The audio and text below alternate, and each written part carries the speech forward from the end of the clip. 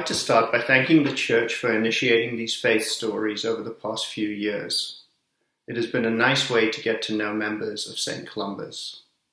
My name is Praveen Jeyarajah, and my family, including Kylie, Thomas, and Timo, are happy members of St. Columba's. My faith story starts with my upbringing. I'm originally from Sri Lanka, but grew up in Zambia, Zimbabwe, and England, and then came to America. My parents grew up Anglican, or the Church of England as they would say.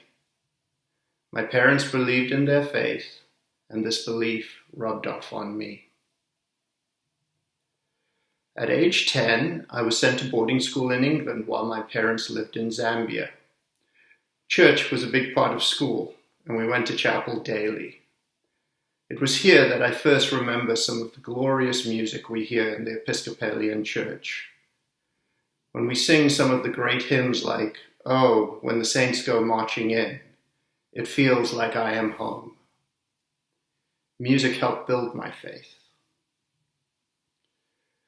As with others who have shared their stories, faith became a bigger part of my life when our family met adversity.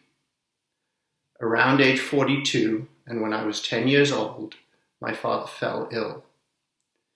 Dad would get fevers each night for months. The fever would then go away, only to return.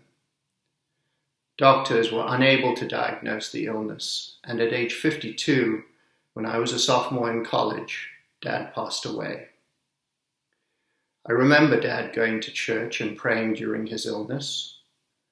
Faith was a refuge for my parents that grew in the face of this suffering.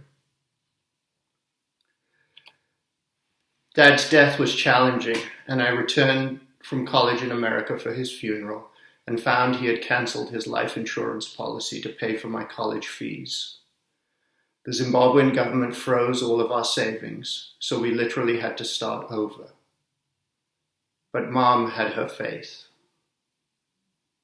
She also had an education and an incredible work ethic. She was a doctor and took a new job in South Africa.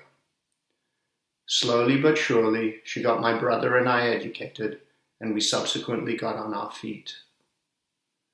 The miracle for me is how God guided us through this period, and the many people who helped us. Today, we have been in Washington, D.C. for 20 years. I've been blessed with a wonderful wife and 2 sons, and my faith has grown through my experiences. God has always guided me, for which I have a tremendous feeling of gratitude. I'm reminded by the words from Luke chapter 12, verse 48. Everyone to whom much is given, of him much will much be required.